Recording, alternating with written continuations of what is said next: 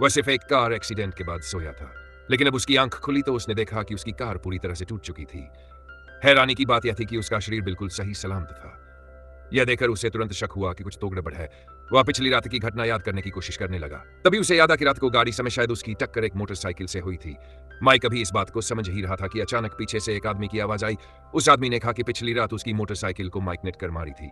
जब माइक ने देखी उस आदमी को भी कोई चोट नहीं आई है तो वह खुश हो गया और सोचने लगा कि शायद अब उसे मुआवजा नहीं देना पड़ेगा।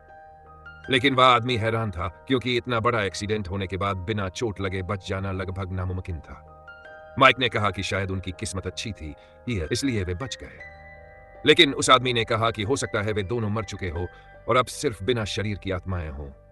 यह सुनकर माइक को बिल्कुल यकीन नहीं हुआ। वह धीरे धीरे उल्टी पड़ी अपनी कार की तरफ गया और जब उसने कार के अंदर देखा तो उसे अपना ही शरीर दिखाई दिया। यह देखकर वह से घबरा गया। मोटरसाइकिल वाला लड़का काफी शांत था। उसने माइक को समझाने की कोशिश की कि उसे इस सच्चाई को स्वीकार करना होगा, लेकिन माइक मानने को तैयार नहीं था। उसे लगा यह सब सिर्फ एक सपना है। तभी दूर से कार के इंजन की आवाज सुनाई दी। माइक तुरंत वहां भागा और जोर जोर से लोगों से मदद मांगने लगा। लेकिन अजीब बात यह थी कि भी उसकी आवाज नहीं सुन पा रहा था। एक आदमी सीधे उसके शव के पास गया, उसकी जेब से पर्स निकाला और बिना पीछे देखे वहां से चला गया। यह देखकर माइक हैरान रह गया।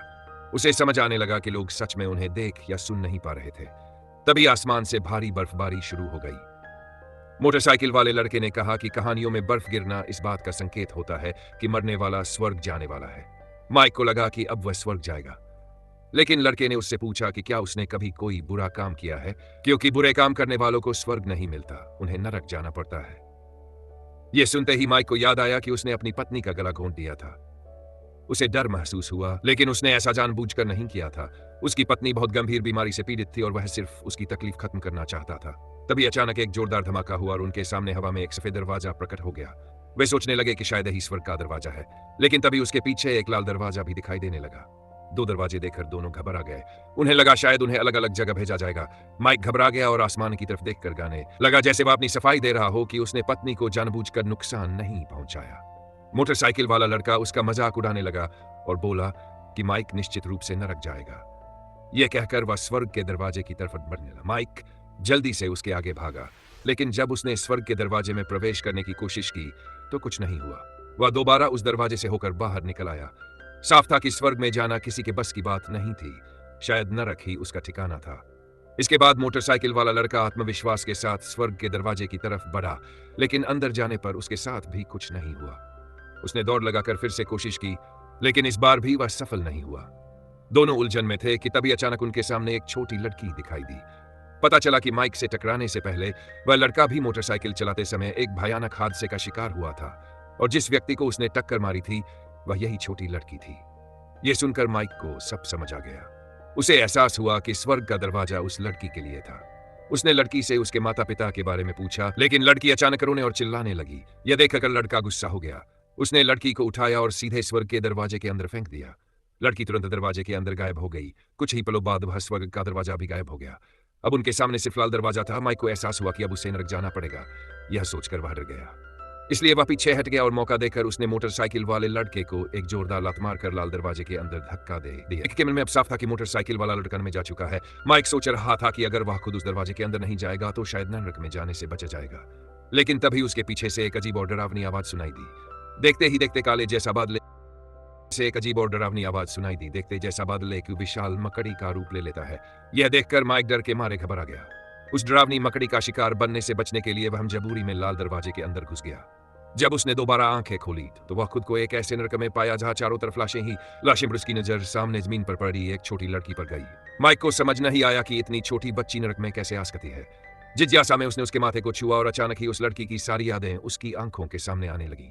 लड़की बचपन से एक आलीशान हवेली में रहती थी, लेकिन उसकी जिंदगी खुशहाल नहीं थी। उसके माता पिता रोज काम के तनाव में झगड़ते रहते थे। इस माहौल ने लड़की के मन पर गहरा असर डाला और धीरे धीरे वह मानसिक बीमारी का शिकार हो गई। हालात इतने बिगड़ गए कि उसने अपने ही माता पिता की जान ले ली। कम उम्र होने की वजह से उसे अपने किए का एहसास भी नहीं हुआ और वह अकेले उसी विशाल हवेली में रहने लगी। एक दिन उसने हवेली के तहखाने में एक डरावने दिखने वाले राक्षस को देखा, लेकिन वह राक्षस उसे नुकसान नहीं पहुंचाता था, इसलिए लड़की ने उसे अपना दोस्त बना लिया। मगर जब भी वह आईने में देखती तो उस राक्षस की परछाई दिखाई नहीं देती थी।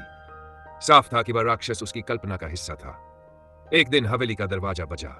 जब लड़की ने दरवाजा खोला तो बाहर एक डिलीवरी बॉय खड़ा था। उसने लड़की से कहा कि किसी बड़े को बुलाओ ताकि पार्सल पर साइन हो सके। लड़की ने अपने काल्पनिक राक्षस को पुकारा, लेकिन वह नहीं आया। मजबूर होकर डिलीवरी बॉय वापस चला गया। उसके जाते ही लड़की राक्षस को ढूंढने लगी और उसने एक भयानक दृश्य देखा। वह राक्षस उसके माता पिता के शवों को खा रहा था। यह देखकर लड़की डर से चीख उठी और उसने सबूत मिटाने के लिए घर में आग लगा दी। धीरे धीरे उसका वह काल्पनिक राक्षस भी गायब हो गया, लेकिन उसकी मानसिक स्थिति और बिगड़ गई। उसने कल्पना में एक छोटी बहन बना ली और उस आग का दोष उसी पर डाल दिया। अपनी काल्पनिक बहन को सजा देने के लिए उसने उसे ओवन के पास ले जाकर आग में झोंक दिया। यह सब देखकर माइक हैरान रह गया। अब उसे समझ आया कि यही वजह थी कि वह लड़की नरक में पहुंची थी। तभी उसकी नजर पास में पड़ी एक मां और बेटी की लाश पर गई। उसने जैसे ही उन्हें छुआ, एक और दर्दनाक कहानी सामने आ गई।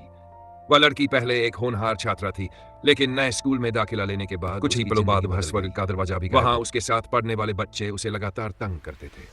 यहां तक कि जब वह स्कूल के टॉयलेट में छिपती तब भी उसे चैन नहीं मिलता था। लगातार अपमान और मानसिक दबाव से वह टूट गई। एक दिन उसने अपनी मां से कहा कि वह स्कूल नहीं जाना चाहती। मां ने इसे सामान्य जिद समझकर उसे समझाया और काम पर चली गई। लेकिन जब वह शाम को घर लौटी तो उसने देखा कि उसकी बेटी की सांसें थम चुकी थीं। बेटी को गुमाने के बहाने वह उसे आखिरी बार बाहर ले गई, लेकिन रास्ते में ही उसका मानसिक संतुलन बिगड़ गया और उसने कार को पेट सेट करा दिया। इसी वजह से वे दोनों भी नरक में आ गईं। इन सारी घटनाओं को देखने के बाद माइक अंदर से उठ गया और नरक के नियमों पर गुस्सा करने लगा। तभी अचानक एक नरक दूत की आवाज सुनाई दी। उसने माइक को अपने साथ चलने और सजा भुगतने के लिए कहा। माइक ने खुद को निर्दोष बताते हुए कहा कि उसने अपनी बीमार पत्नी का अगला इसलिए दबाया था ताकि उसकी तकलीफ खत्म हो सके, और उसने यह सब उसकी सहमति से किया था। लेकिन नरक जीवन ईवन की अपनी किस्मत और कर्म होते हैं। किसी को भी दूसरे के भाग्य का फैसला करने का अधिकार नहीं होता। यही कारण था कि माइक को नरक में भेजा गया। इसके बाद नरक दूत माइक को एक बड़े दरवाजे के सामने ले गया और उसे अंदर जाने के लिए कहा। मजबूर होकर माइक अंदर चला गया। अगले ही पल वह एक घने अंधेरे स्थान पर पहुंच गया जहां बिल्कुल भी रोशनी नहीं थी। उसे बताया गया कि उसे यहां 4000 साल तक सजा भुगतनी होगी, तभी उसे दोबारा जन्म लेने का मौका मिलेगा। इस जगह एक भयानक राक्षस कैद था जो सजा पूरी होने तक उसे लगातार यातना देता रहेगा। इसी के साथ कहानी का यह हिस्सा यहीं खत्म हो जाता है और इसी के साथ खत्म होती है माइक की यह डरावनी और रहस्यमयी कहानी, जहां एक एक्सीडेंट ने उसकी पूरी जिंदगी का सच सामने ला दिया और उसे अपने कर्मों की सजा भुगतने नरक तक पहुंचा दिया। अगर आपको यह कहानी पसंद आई हो तो वीडियो को लाइक करें, चैनल को सब्सक्राइब करें और कमेंट में बताएं। अगर आप माइक की जगह होते तो क्या आप अपने फैसले को सही मानते? ऐसी ही रहस्यमयी और दिल दहला देने वाली कहानियों के लिए जुड़े रहिए। मिलते हैं अगले